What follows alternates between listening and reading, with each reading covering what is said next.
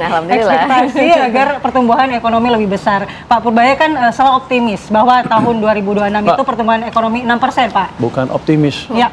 Itu memang akan terjadi. Itu akan terjadi, oke, yakin, aku yakin, Pak. Tapi kan lembaga-lembaga internasional itu masih berada di kisaran angka 5% sebagai angka realistis. Bapak kira-kira keyakinannya dari mana, Pak?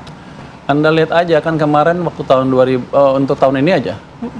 IMF prediksi kita berapa? 4,9%. JP Morgan 4,9%. Banyak yang lain 4,9%. Tapi begitu kita bisa menunjukkan arah perbaikan di triwulan keempat dari 5 poin sekian jadi 5,39, 5,4 itu kan ada break dari struktur turun tiba-tiba naik. Nah semuanya melihat itu merubah prediksi ekonomi. Tahun ini mereka IMF sudah naikkan ke 5,2%, JP Morgan juga ke 5,2%. Saya yakin nanti pertengahan tahun mereka akan merubah ke level yang lebih tinggi lagi karena kita akan dorong ekonomi ke tingkat yang lebih cepat lagi. Mungkin antara triwulan pertama antara 5,6 sampai 6%. Jadi saya tahu cara berpikir para peramal ekonomi itu. Dia lihat data terakhir dimasukin, kalau naik ya naik juga. Ikut naik gitu ya, Pak. Mereka nggak bisa meramal betulan, mereka ikutin angka terakhir. Nah itu dia. Tapi Pak, kan Pak Presiden langsung targetnya 8% nih, Pak. Nggak main-main nih, Pak. Ya nggak besok lah, 8% nanti.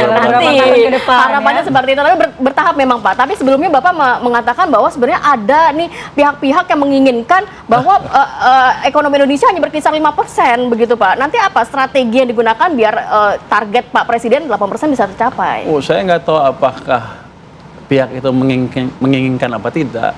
Tapi saya anggap aja mereka kurang cerdas.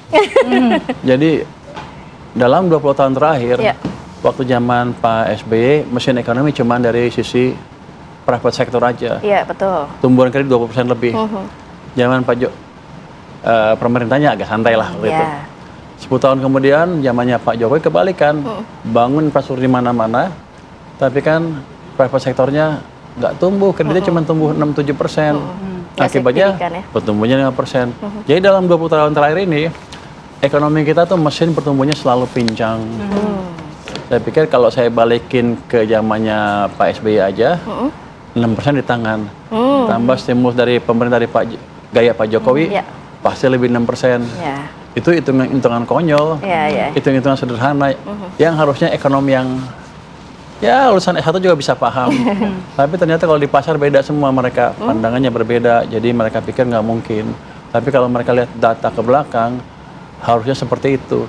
Itu bukan karena saya pintar, tapi saya hanya menjalankan mesin yang selama ini macet supaya dua-duanya bekerja. Nanti kalau mereka ngerti itu juga mereka akan upgrade ke atas prediksi ekonominya.